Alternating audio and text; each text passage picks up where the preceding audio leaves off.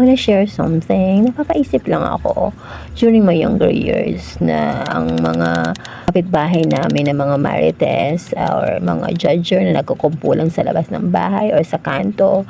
Pag may mga babaeng nagtatrabaho or umaalis ng gabi to work and then super ganda nila, super makeup, and then super forma, tapos bata pa, ang sama-sama na nilang judgment nila. Iniisip nila ay nagtatrabaho sa bar, hostess yan. Pero yung hostess na meaning is not really a bad thing kasi ang meaning naman talaga nun is babaeng host.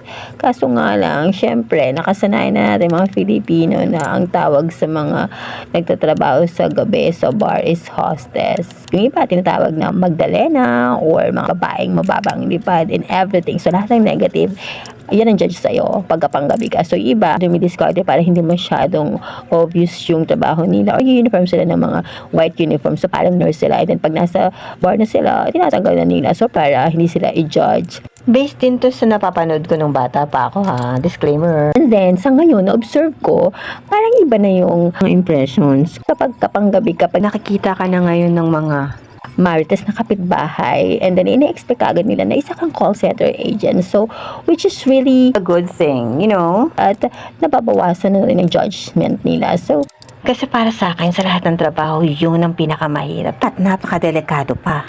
So at least nawala na yung mga bad na impressions pag nagtatrabaho ka sa gabi. masaya na rin ako para sa kanila. At kahit anong klaseng trabaho pa yan, lahat tayo deserve ng respeto. Anyways, mag-ihaw pala tayo with a twist, guys. Instead of gagamit tayo ng ihawan with charcoal, gagamit tayo ng pan with a gas stove. Bye!